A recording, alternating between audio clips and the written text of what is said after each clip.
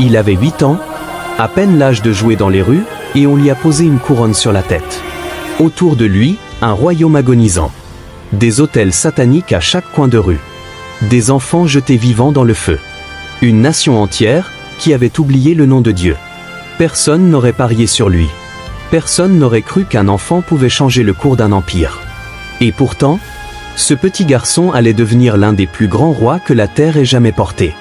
Aujourd'hui, je vais vous raconter l'histoire de Josia.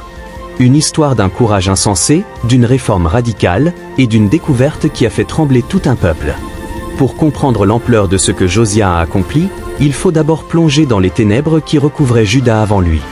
Imaginez une nation autrefois bénie. Une nation choisie par Dieu. Le temple de Jérusalem brillait comme un phare spirituel pour tout le Moyen-Orient. Mais maintenant, ce temple est en ruine. Les portes brisées. Les cours envahis par les mauvaises herbes. Et pire encore, des statues de divinités païennes dressées à l'intérieur même du lieu saint. Partout dans le pays, on trouve des autels dédiés à Baal, le dieu cananéen de la fertilité. Des poteaux sacrés plantés sur les collines, appelés Ashéra, symbole d'une déesse de la sexualité et de la nature. Le peuple brûle de l'encens aux idoles. Il consulte des médiums. Il invoque les esprits des morts. Et dans la vallée de Ben Hinnom, juste au sud de Jérusalem, se déroule l'horreur absolue. Des parents sacrifient leurs propres enfants en les jetant dans les flammes d'un brasier dédié au dieu Moloch. C'est insoutenable. C'est impensable. Et pourtant, c'est devenu la norme. Comment en est-on arrivé là? Tout a commencé avec un homme, Manassé. Le grand-père de Josia. Manassé a régné 55 ans sur Juda. Plus d'un demi-siècle de corruption spirituelle. Il a reconstruit tous les lieux de culte païens que son père, le roi Ézéchias, avait détruits. Il a placé des idoles sculptées à l'intérieur du temple de Dieu. Il pratiquait la magie noire, consultait les devins, faisait couler le sang innocent dans les rues de Jérusalem. La Bible dit qu'il a conduit Juda à pécher plus gravement encore que les nations païennes que Dieu avait chassées avant l'arrivée d'Israël. Quand Manassé est mort, son fils Amon a pris le trône. Mais Amon n'a rien changé. Il a marché dans les traces de son père. 2 ans plus tard, ses propres serviteurs l'ont assassiné dans son palais. Et c'est là, dans ce chaos total, qu'un enfant de 8 ans est monté sur le trône. Parti 1, l'enfant roi entre 2h et 4h30. Son nom, Josia. 8 ans. Un gamin. Entouré de conseillers corrompus, de prêtres hypocrites, de prophètes menteurs. Personne n'attendait rien de lui. On pensait qu'il serait un pantin. Une marionnette entre les mains des hommes de pouvoir. Mais la Bible nous dit quelque chose de bouleversant dès le départ. Il fit ce qui est droit aux yeux de l'Éternel. Il marcha dans toutes les voies de David, son ancêtre, et il ne s'en détourna ni à droite ni à gauche. Attendez. Comment est-ce possible? Comment un enfant élevé dans un palais rempli d'idoles, dans une culture saturée de paganisme, peut-il développer une foi aussi pure? On ne nous donne pas tous les détails. Mais il y a des indices. Sa mère s'appelait Jédida. Son nom signifie « aimé de l'Éternel ». Peut-être qu'elle lui a murmuré les anciennes histoires d'Abraham, de Moïse, de David. Peut-être qu'elle a prié sur lui chaque nuit. Il y avait peut-être aussi un cercle secret de croyants. Des prêtres fidèles cachés dans l'ombre. Des anciens qui refusaient de plier le genou devant Baal. Des hommes et des femmes qui gardaient la flamme vivante. Quoi qu'il en soit, Dieu travaillait dans le cœur de ce garçon. Et à l'âge de 16 ans, quelque chose se déclenche. Dans la 8e année de son règne, alors qu'il était encore jeune, il commença à chercher le Dieu de David, son ancêtre. 16 ans. L'âge où la plupart des jeunes cherchent la célébrité, le confort, les plaisirs faciles. Mais Josia, lui, cherche Dieu. Pas une religion froide. Pas une tradition héritée. Mais une relation vivante avec le Créateur de l'univers. Il prie. Il questionne. Il étudie tout ce qu'il peut trouver sur l'Éternel. Et petit à petit, son cœur s'embrase. C'est une conversion intérieure. Silencieuse. Personne ne voit encore ce qui se passe. Mais 4 ans plus tard, l'intérieur déborde vers l'extérieur. À 20 ans, Josia passe à l'action. Il commence à démolir, à détruire, à purger tout ce qui offense Dieu. Les poteaux sacrés, arrachés, brûlés, réduits en cendres. Les autels de Baal, démolis pierre par pierre. Les statues, brisées en poussière et dispersées sur les tombes de ceux qui les adoraient. Il ne se contente pas de cacher les idoles. Il ne les met pas de côté pour faire plaisir aux traditionalistes. Non. Il les anéantit. Complètement. Définitivement. Et il va encore plus loin. Il exhume les ossements des faux prêtres et les brûle sur leurs propres autels. Un acte radical. Un message clair, ce qui a été consacré au mal est maintenant souillé à jamais. Josia ne s'arrête pas aux frontières de Juda. Il monte vers le nord. Vers les territoires d'Israël, autrefois peuple de Dieu, aujourd'hui en ruine depuis la déportation assyrienne. Manassé, Éphraïm, Siméon, jusqu'à Nephtali. Partout où il va, il démonte les lieux de culte idolâtre. Rien n'est laissé debout. C'est une purge totale. Une réforme sans compromis. Et pourtant, Josia sait au fond de lui qu'il manque quelque chose. À 26 ans, dans la 18e année de son règne, Josia tourne son attention vers le lieu le plus important, le temple de l'Éternel à Jérusalem. Le bâtiment est dans un état lamentable. Des décennies de négligence. Des murs fissurés. Des poutres pourries. Le toit menace de s'effondrer. Josia convoque Ilkija, le souverain sacrificateur. Il convoque aussi Shaphan, le secrétaire, Mazéja, le gouverneur, et Joch, l'archiviste. Il leur donne une mission claire, restaurer le temple. L'argent commence à affluer. Des offrandes du peuple. Des contributions volontaires. Les fonds sont remis aux ouvriers, charpentiers, maçons, tailleurs de pierre. Ils achètent du bois, des poutres taillées, de la pierre de qualité. Et la Bible fait une remarque étonnante. On ne leur demanda pas de compte pour l'argent remis entre leurs mains, parce qu'ils agissaient avec fidélité. Quelle confiance! Quel contraste avec les gouvernements corrompus qu'on connaît aujourd'hui. Les travaux avancent. Le temple reprend forme. Les murs se redressent. Les cours sont nettoyés. Et puis un jour, Ilkija le sacrificateur fait une découverte qui va tout changer. Partie 4, la découverte du livre entre 9h et 12h. Ilkija fouille dans une vieille pièce du temple. Il soulève des gravats. Il déplace des débris accumulés depuis des décennies. Et là, caché sous la poussière, un rouleau. Pas n'importe quel rouleau. Le livre de la loi de l'Éternel. Donné par Moïse. Probablement le livre du Deutéronome. Peut-être même l'ensemble de la Torah, les 5 premiers livres de la Bible. Cela fait des générations que personne ne l'a lu. Des générations que la parole de Dieu a été perdue. Oubliée. Enterrée. Le peuple vivait sans connaître les commandements de Dieu. Sans savoir ce qu'il attendait d'eux. Sans comprendre les conséquences de leur désobéissance. Ilkija remet le livre à Shaphan, le secrétaire. Shaphan l'apporte immédiatement au roi.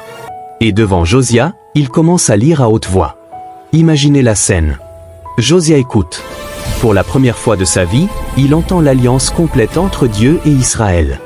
Il entend les bénédictions promises pour l'obéissance. Il entend les malédictions annoncées pour la désobéissance. Il entend les commandements sur la justice, la sainteté, l'adoration. Il entend les avertissements terribles contre l'idolâtrie. Et surtout, il entend les malédictions qui tomberont sur la nation si elle rompt l'alliance. Des malédictions qui décrivent exactement ce que Juda a fait pendant des générations. La réalité le frappe comme un coup de massue. Juda est coupable. Totalement coupable. Et le jugement est inévitable. Alors Josia déchire ses vêtements. Un geste de deuil profond. De repentance sincère. Malgré toutes ses réformes. Malgré tous ses efforts. Malgré sa sincérité, le péché de la nation est trop grand. Partie 5, la prophétie d'Uldar entre 12h et 14h30. Josia envoie une délégation consulter l'Éternel. Il doit savoir ce qui va arriver. La délégation se rend chez Hulda, la prophétesse, qui habite à Jérusalem. Dieu a suscité cette femme pour parler en son nom à ce moment critique. Et son message est double. D'abord, la vérité dure. Ainsi parle l'Éternel, le Dieu d'Israël, je vais faire venir le malheur sur ce lieu et sur ses habitants. Toutes les malédictions écrites dans le livre vont s'accomplir. Parce qu'ils m'ont abandonné, qu'ils ont brûlé de l'encens à d'autres dieux, ma colère s'est enflammée contre ce lieu. Et elle ne s'éteindra pas. Le jugement est certain. Jérusalem sera détruite. Le temple sera brûlé. Le peuple sera déporté. Le péché accumulé de générations entières a scellé le destin de la nation. Mais ensuite, une parole de grâce pour Josia personnellement. Parce que ton cœur a été touché, parce que tu t'es humilié devant Dieu, parce que tu as déchiré tes vêtements et pleuré devant moi, je t'ai entendu. Je te retirerai d'ici et tu seras enterré en paix. Tes yeux ne verront pas tout le malheur que je vais faire venir sur ce lieu. Dieu voit le cœur tendre de Josia, sa repentance authentique, son humilité profonde. Et par miséricorde, Dieu promet que Josia mourra avant de voir Jérusalem tomber. Il ne verra pas le temple en flammes. Il ne verra pas son peuple traîné en exil. C'est à la fois une grâce et une tragédie. Grâce pour le roi dont le cœur était juste. Tragédie pour la nation dont le sort est scellé. Parce que voilà la réalité douloureuse, la fidélité d'un seul homme, aussi exemplaire soit-elle, ne peut pas effacer les conséquences de générations entières de rébellions endurcies. Mais Josia ne sombre pas dans le désespoir. Au contraire, il rassemble tout le peuple. Les anciens, les prêtres, les Lévites, tous les habitants de Jérusalem, des plus petits aux plus grands. Et là, devant l'assemblée entière, il monte sur une estrade et lit à haute voix tout le livre de l'Alliance. C'est un moment de confrontation nationale. Toute la nation entend la parole de Dieu ensemble. Pour la première fois depuis des générations. Puis Josia renouvelle solennellement l'alliance devant l'Éternel. Il s'engage publiquement à suivre l'Éternel, à observer ses commandements, ses préceptes et ses lois, de tout son cœur et de toute son âme, et à mettre en pratique les paroles de cette alliance. Et il demande à tout le peuple de s'engager aussi. Et ils le font. Alors Josia intensifie encore ses réformes. Il avait déjà purifié le pays dans sa jeunesse. Mais cette première vague était portée par le zèle et un cœur sincère, avec une connaissance limitée de la loi. Maintenant, pleinement éclairé par les Écritures, il va encore plus loin. Il retire du temple tous les objets fabriqués pour Baal et Ashéra. Il les brûle. Il réduit leurs cendres en poudre et les disperse. Il destitue les faux prêtres. Il détruit leurs autels. Il souille les hauts lieux depuis Géba jusqu'à Beersheba. Il brûle les Ashéras. Il pulvérise les idoles et répand leur poussière sur les tombes de ceux qui les adoraient.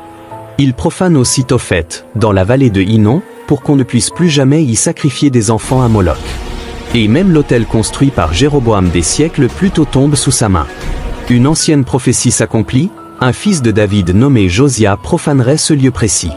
Le verdict de l'Écriture est sans appel.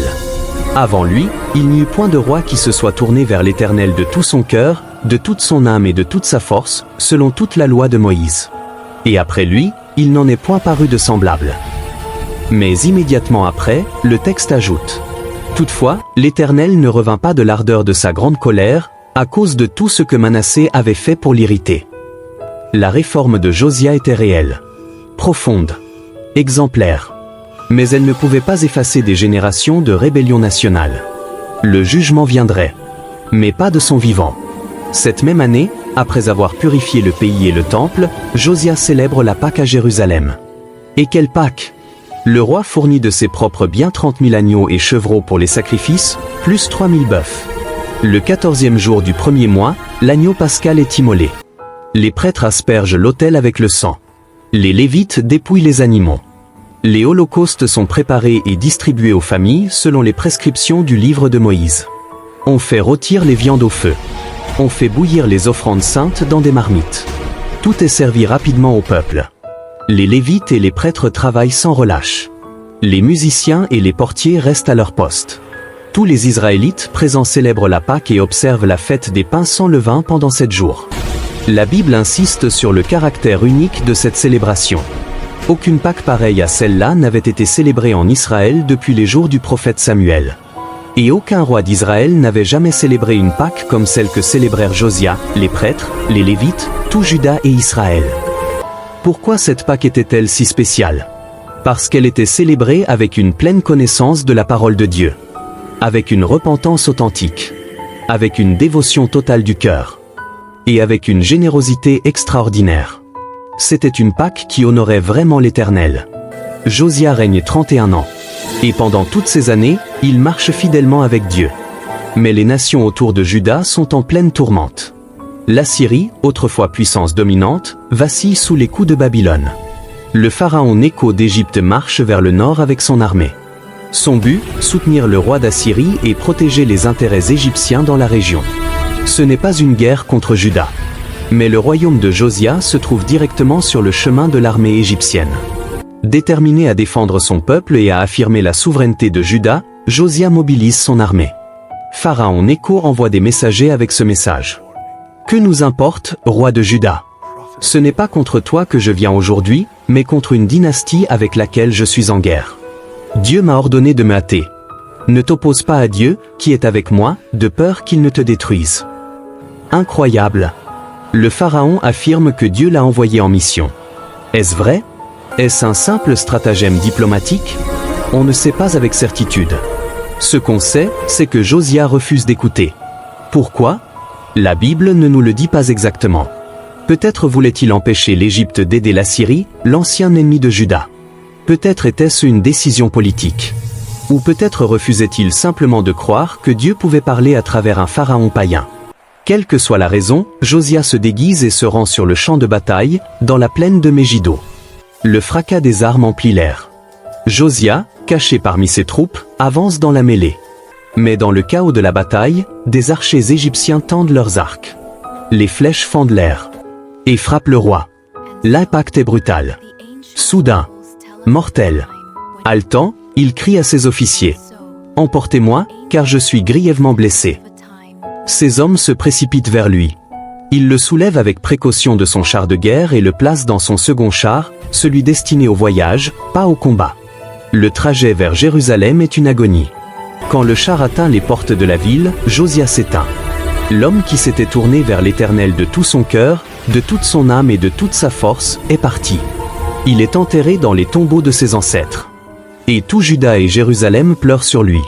Pourtant, même dans cette tragédie, la parole de Dieu par la prophétesse Hulda s'accomplit. Josia meurt avant de voir la destruction de Jérusalem.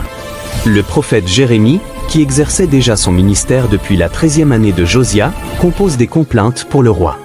Jusqu'à ce jour, tous les chanteurs et chanteuses commémorent Josia dans leurs lamentations. Cela est devenu une tradition en Israël. 23 ans après la mort de Josia, Jérusalem sera détruite. Le temple sera incendié. Le peuple sera déporté à Babylone. Tout ce que Josia avait redouté s'accomplira. Mais l'histoire de Josia ne se termine pas dans la tragédie. Elle résonne à travers les siècles comme un appel puissant à chaque génération. Aujourd'hui, nous ne vivons pas dans l'absence des Écritures. Nous vivons dans leur négligence. Les Bibles s'accumulent sur nos étagères. Les applications restent fermées sur nos téléphones. La parole de Dieu collecte la poussière numérique pendant que nous faisons défiler des flux infinis d'informations qui ne peuvent pas nous sauver. Nous avons accès à plus de traductions, de commentaires et d'outils d'études que toute autre génération dans l'histoire. Et pourtant, nous restons bibliquement illettrés et spirituellement affamés. Nous avons besoin d'une rencontre fraîche avec l'Écriture. Pas une lecture décontractée, mais une confrontation qui déchire le cœur et qui change la vie. Quand est-ce que la Bible vous a ému jusqu'aux larmes pour la dernière fois? Quand vous a-t-elle contraint à changer quelque chose dans votre vie? Quand a-t-elle exposé une idole que vous ne saviez même pas que vous serviez? Nos idoles d'aujourd'hui ne sont pas faites de bois ou de pierre. Mais elles sont tout aussi réelles, tout aussi exigeantes. Nous sacrifions notre temps, notre énergie et notre dévotion sur les autels du succès professionnel, de la sécurité financière, de la validation sur les réseaux sociaux, du divertissement et du confort. La question demeure, qu'est-ce qui rivalise avec Dieu pour le trône de votre cœur? Si quelqu'un examinait votre agenda, votre compte bancaire, votre historique de navigation et vos pensées, que conclurait-il que vous adorez vraiment? Retirer les idoles exige une dévotion impitoyable. Cela peut signifier supprimer des applications, mettre fin à des relations, changer de travail, briser des habitudes. Tout comme un jeune roi a choisi de chercher Dieu dans une nation qu'il avait oubliée, nous aussi, nous faisons face au choix entre l'acceptation culturelle et l'obéissance coûteuse. Aujourd'hui, la pression de se conformer est immense. La culture nous dit que l'éthique sexuelle ancienne est dépassée, que l'épanouissement personnel est le bien suprême, et que causer l'offense est le plus grand péché. Même au sein de l'Église, il y a une pression pour adoucir les bords de l'Écriture, pour rendre l'Évangile plus acceptable et pour éviter les sujets qui pourraient mettre les gens mal à l'aise. Mais l'appel reste le même, le courage de défendre la vérité même quand nous sommes seuls. Obéir à la parole de Dieu même quand cela nous coûte socialement, professionnellement ou relationnellement. Nous regardons notre monde, nos cultures, nos institutions, et nous voyons les conséquences accumulées de décennies, voire de siècles, de détournement de Dieu. Nous voyons des familles brisées, des identités confuses, une solitude épidémique, une injustice rampante et des ténèbres spirituelles. Et nous nous demandons, où est Dieu? Pourtant, Nous avons passé des générations à le chasser de nos cœurs, de nos foyers et de nos nations. Nous avons désespérément besoin d'un renouvellement de l'alliance. Pas seulement en tant qu'individu, mais en tant que communauté se tenant ensemble pour dire « Nous suivrons l'Éternel et vivrons selon sa parole, et non selon les schémas de ce monde ». Josia a été l'un des plus grands rois de Juda. Mais son histoire pointe au-delà d'elle-même vers un roi plus grand, Jésus-Christ, qui est venu établir un royaume éternel. L'un avait un cœur entièrement dévoué à Dieu. L'autre est Dieu lui-même. L'appel est clair. Cherchez l'Éternel pendant qu'il se laisse trouver. N'attendez pas. Lisez sa parole et laissez-la vous examiner, vous convaincre et vous transformer. Défendez la vérité même quand c'est coûteux. Adorez avec le peuple de Dieu. Vivez avec un espoir réaliste. Vous ne verrez peut-être pas le réveil pour lequel vous priez. Mais votre fidélité compte toujours. Dieu voit toujours. Et un jour, quand vous vous tiendrez devant le roi des rois, vous entendrez les paroles qui comptent le plus. C'est bien, bon et fidèle serviteur.